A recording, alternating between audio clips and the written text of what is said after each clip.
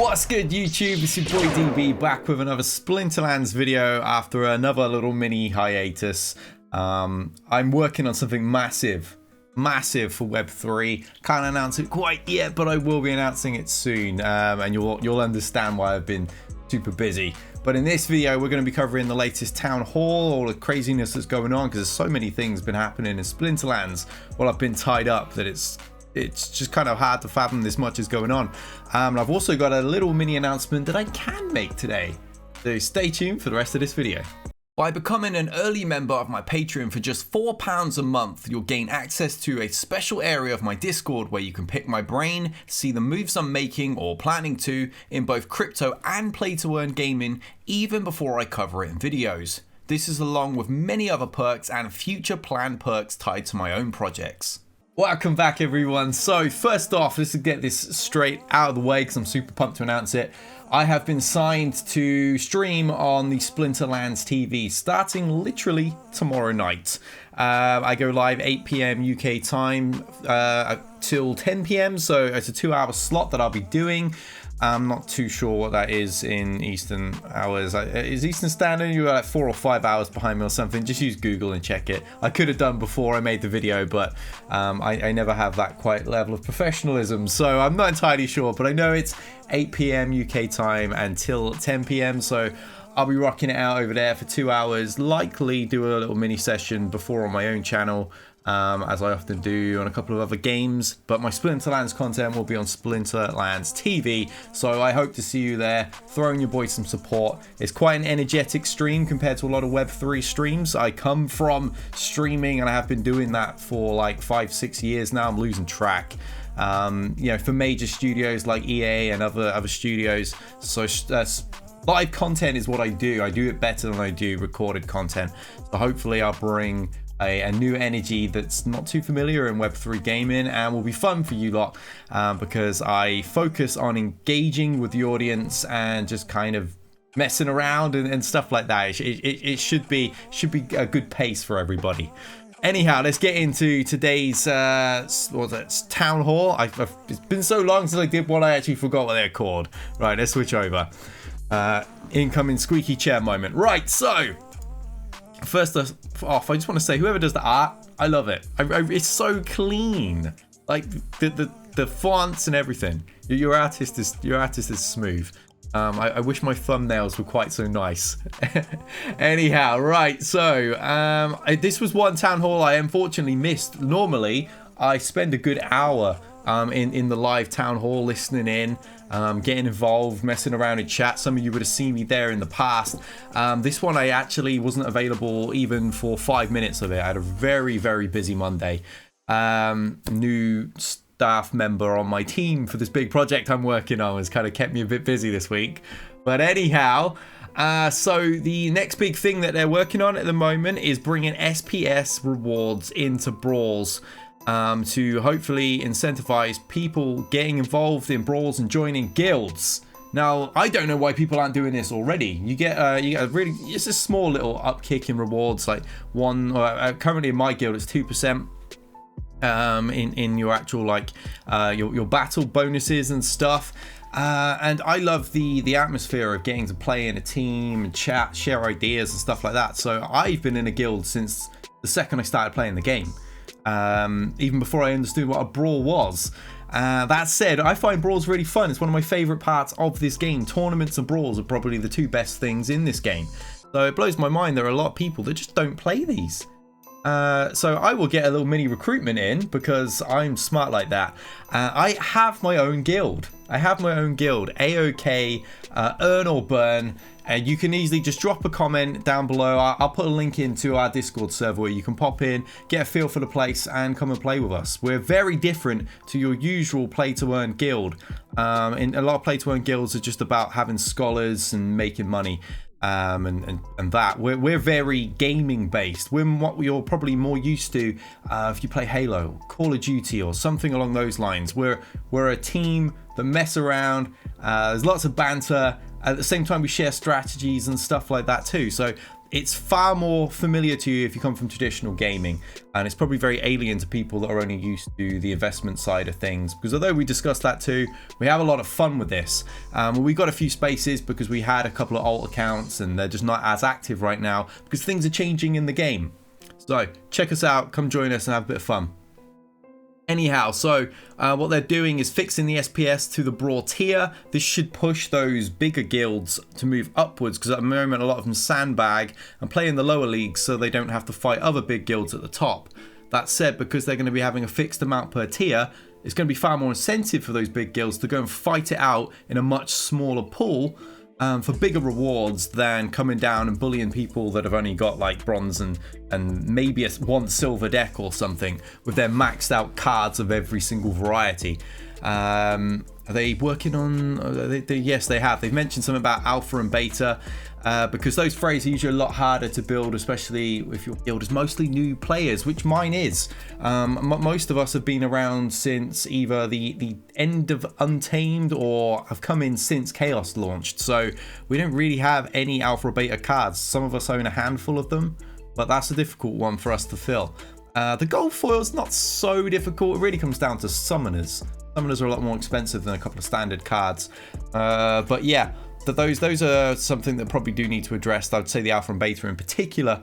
Perhaps you'd be able to enter modern or wild areas before, you know, sign yourself up for a brawl that is just modern or just wild, and that way alpha and beta wouldn't be involved in the just the modern ones, and so on. I don't know, there's a lot of things that they could address for that. That's just my small idea. I like that little quote there by Cryptomancer. Brawls are meant to be a marathon, not a sprint, because the cards take a long time to level up. I tell you, a long time. But there is something worth mentioning, that a lot of people are like, where's the deck going to come from for investment in buildings and stuff? Am I going to have to rely on buying it on like Hive Engine or tribal decks? You can burn these cards because you can't sell them anyway. They're just tied to your account. They're like a standard game asset, really. They're not something you necessarily own. They're just there to kind of throw into brawls, mixing with your cards to make some unique decks. I quite like playing with them. They're really strong cards. And yeah, so yeah, I would definitely say this is a marathon mode, not a sprint. It's a fun mode though. Get involved. I don't understand why so many people are not involved. They're shooting for August to September to bring those SPS rewards in. I think things will really boost then, but I would genuinely use this month that you've kind of got to find a guild that suits you, because there are so many with totally different mindsets. Some don't have like a requirement, others have really strict requirements, and if you're gonna dive in last second just as the rewards come in, you're probably gonna have a hard time finding a place that you're happy with. So I would experiment now and find a guild you like. We have a very small requirement. It's like 100 deck a week, and for the last few months we didn't have anything. 100 deck a week's really not that difficult to put together, particularly if you just burn a card or sell one of your many reward cards that you're probably not using, that you're pulling, or just transfer some SPS or something that you are going to be pulling. 100 is actually a pretty easy number to put together, considering a lot of our guys are in bronze and silver and don't have any difficulty with it. Anything else in there? Another upcoming change would be making blood and power stones available for vouchers instead of just merits. I actually don't know what those are. I've not even come across those yet. Let me load the game up. What are they? Are you going to be in the, where's the market? The shop guild. So bloodstones improve. Oh, so they're like potions for Gladius cards, but because they require such a high level store, I've never dealt with those.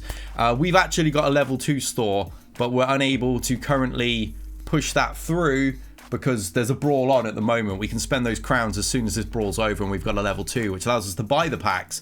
I've just noticed a bunch of my credits are gone, so I'm guessing more of my I'm leveling up to silver right now. Let's have a look. Oh yeah, just picked up some more Kelliers at crazy 280 price for a Kellier. I'm all over that. Anyway, let me get back.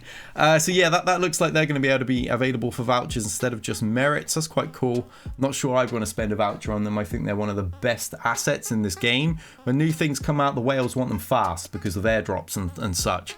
and vouchers just spike. I tend to sell my vouchers as soon as something new's on the horizon. I did it with a recent thing, the licenses. I flipped them for about $4 or whatever they went up to.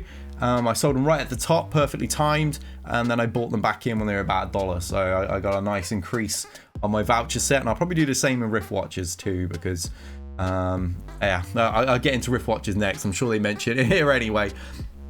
What else have they addressed in here? I've kind of hit a lot of this, just in a different order to what they've actually listed it in. Spitballing. I do a lot of these things just straight off the top. I don't script, which is why I'm better suited to live streams. The marketing, they've been in talks with lots of different influencers to get them on board with Splinterlands. I think this is what they should have been doing for a while. I'm really happy to see them doing it.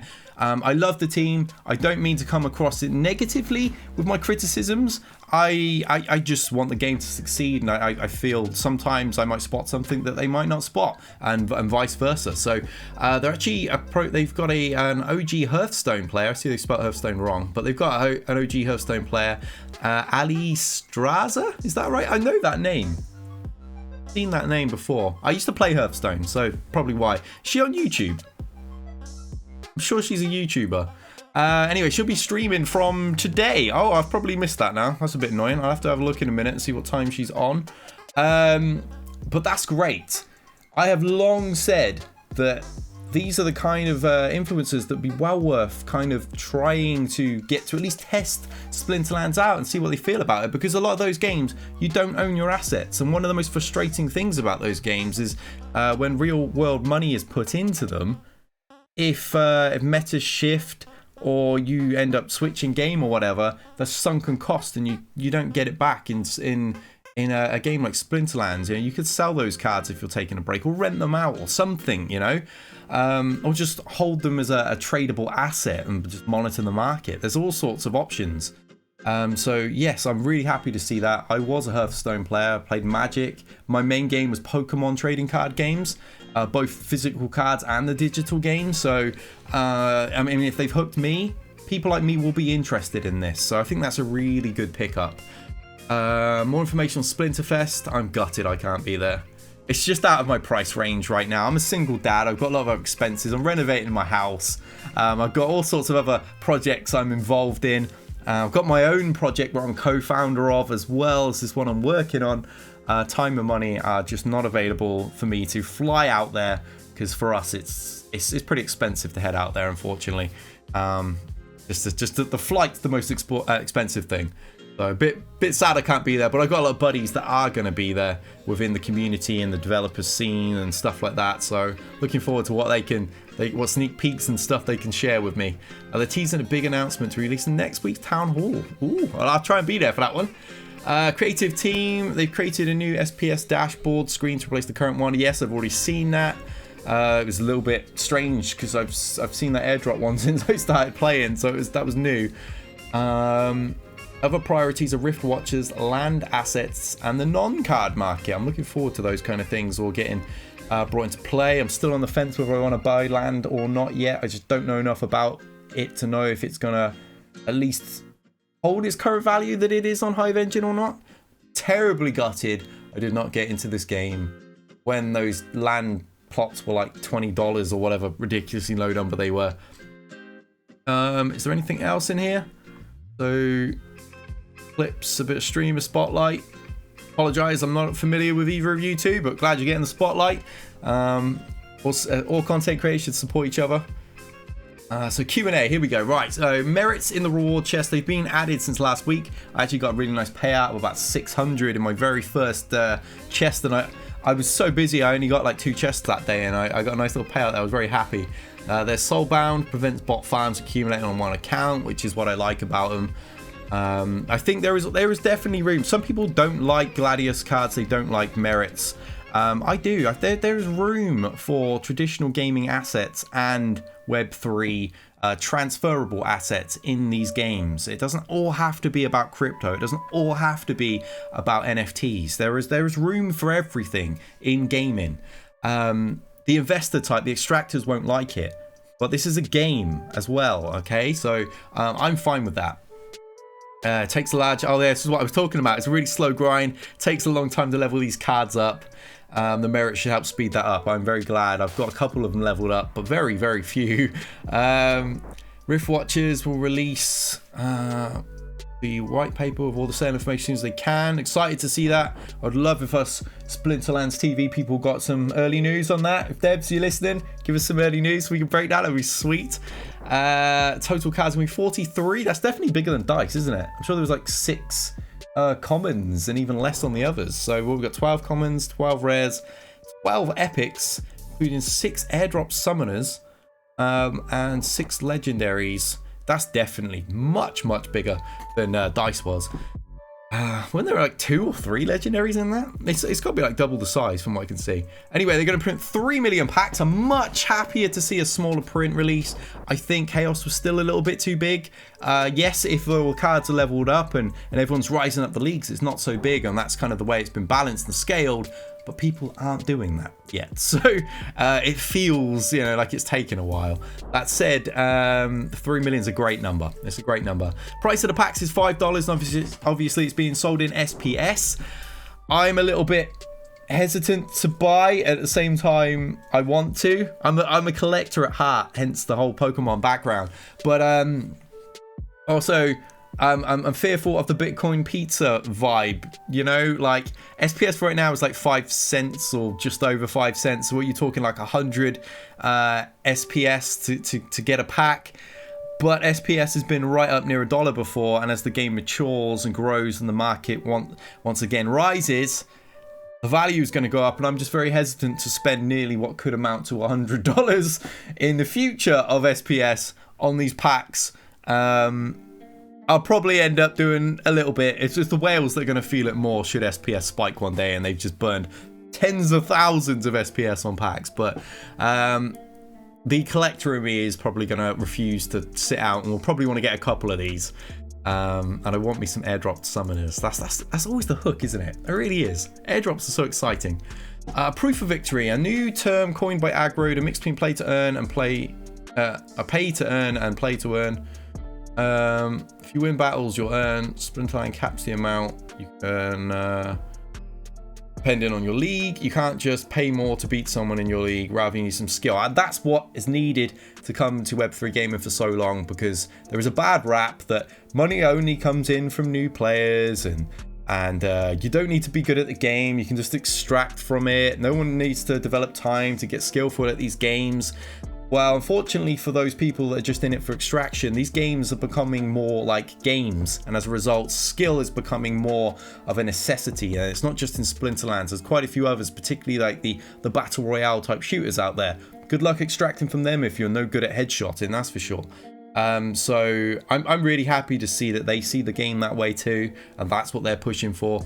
So yeah, very excited that kind of things align and that we're all on the same page here. Chaos Legendary Summoners, the art for them are now complete. That is awesome. They're waiting to assign stats and abilities. I just want to know them so bad. I wish I was a fly on the wall in the office that's picking those abilities so I can see what's coming and what I should be buying.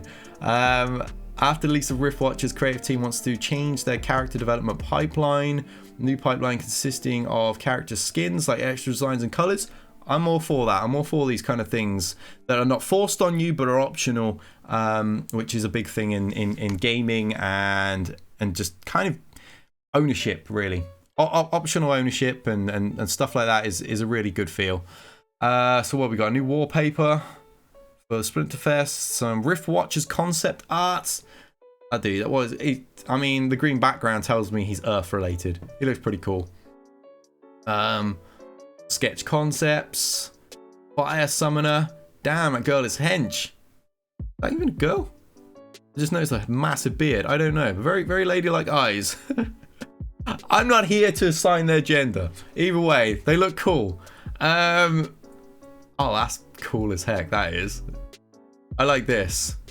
That would work cool as a summoner or a monster. Anything else? No, I think we pretty much hit it all. I'm pretty excited by this. What do you guys think? I'm pretty pumped by all of the things going on in Splinterlands right now. It feels like there is a constant just flurry of new things going on in the game, which in a bear market in particular is such a comforting feeling for people like myself that have invested in the game and are passionate about the game long term. As I said, so many people view these games as just a short-term extraction thing and they're not real games and all that nonsense. And I've actually been able to convert and catch the eye of quite a few traditional gamers. I'm talking like big league gamers as well, not just like casual players, like serious pro players with a few Web3 games lately. So I think we're turning the tide, and Splinterlands is one of those games that's really in position to do that, particularly with the likes of the Hearthstone, Magic, Pokemon, Yu-Gi-Oh crowd and stuff like that. This is a sleeping giant. Splinterlands is a sleeping giant, and the devs seem to recognize that, which really is something that makes me very, very happy. So thank you for joining me in the video. It's been a blast. I'm sorry it's been a little lengthy, but I just had a lot to say, and I'm very excited to be back making a bit more content. And hopefully we can start rolling these out a little bit more frequently, at least 2 a week as I was doing before, with the occasional little extra video on the channel. Once a week I'm uploading my Resident Evil 0 stream replays. I do that once a week over on Twitch, so that replay comes out here too. There's a bit of everything going on this channel right now. Bit of fun for everybody. Gaming, investment type stuff. I did one on Woo recently as well, the wrestling organization online, and then some old school traditional gaming, the stuff I do on the side just for fun. So thank you for joining me. Be sure to like, subscribe, hop into my Discord, come check out my guild, and I'll see you in the next video. Till then, we out of here.